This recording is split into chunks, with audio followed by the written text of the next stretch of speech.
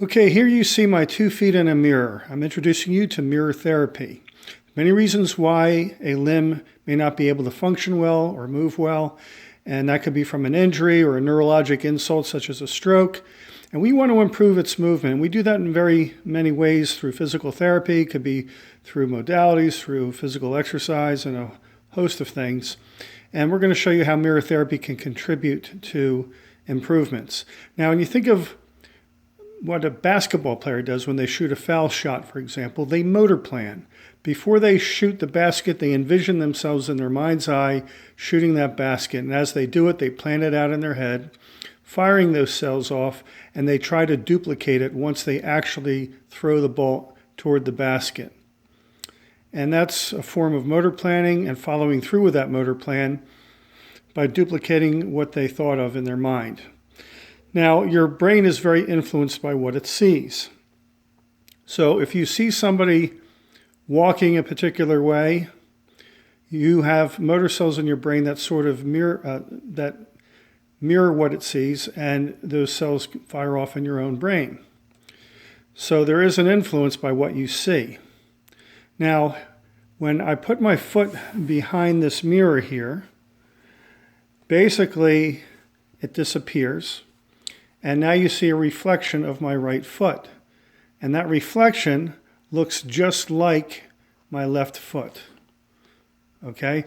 So when I stare at that reflection, I know it's not really my left foot, but my brain can be convinced through repetition of observation that it is my real left foot, not just an image of my right foot. So the first part of mirror therapy exercise that I'm going to show you is where the left foot behind the mirror does not move at all. I move the right foot, and I just basically concentrate on the image and basically telling myself or telling my brain that is really my left foot. Look how well I'm moving my left foot even though it's impaired. Maybe I can only move my ankle a couple of degrees. My brain sees it moving just fine. And I repeat that over and over again. You can do it with your toes, and you can do it with your forefoot and your ankle. And you just watch the foot function normally, even though your left foot really cannot function this way. And this can be applied to any part of the body, by the way. Now, after I've done that for a sufficient time period, I want to actually move my left foot behind the mirror. When I do that, then I feel my left foot moving up. But the image is actually moving further than the impaired part. But it looks to my brain like it's moving normally, even though it's not. But I feel myself doing it.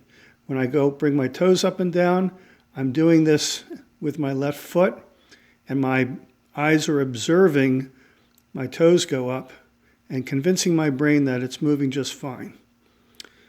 And the same for any movement. I could put Theraputty under my feet or toes and exercise it, and I'd see the reflection of my right foot and basically convince my brain that it's my left foot doing the work, even though it's not. Now, obviously, it can be challenging if you have a lot of pain in the foot. That's why you do it first without the foot moving behind the mirror, so you could see the foot moving without any pain whatsoever. So your brain is almost being convinced, look, I can move my foot without any pain. And after you've done that a sufficient number of times, or you may have to do it on another day, after you get a bit more pain control, then you can go ahead and add the movements when it's appropriate. And you'd be very surprised that once you have done that, you bring the foot out, and suddenly you've regained a lot of lost motion. And everything moves better. I had a stroke patient, I used this with his hands. He could not oppose his thumb to his digits, to his fingers, but through repetition, even in one session, you could see vast improvement. He could even touch each finger to his thumb. So that's part of the program. Okay, thanks. I'll bring back more of these types of exercises as we move along. Have a great day.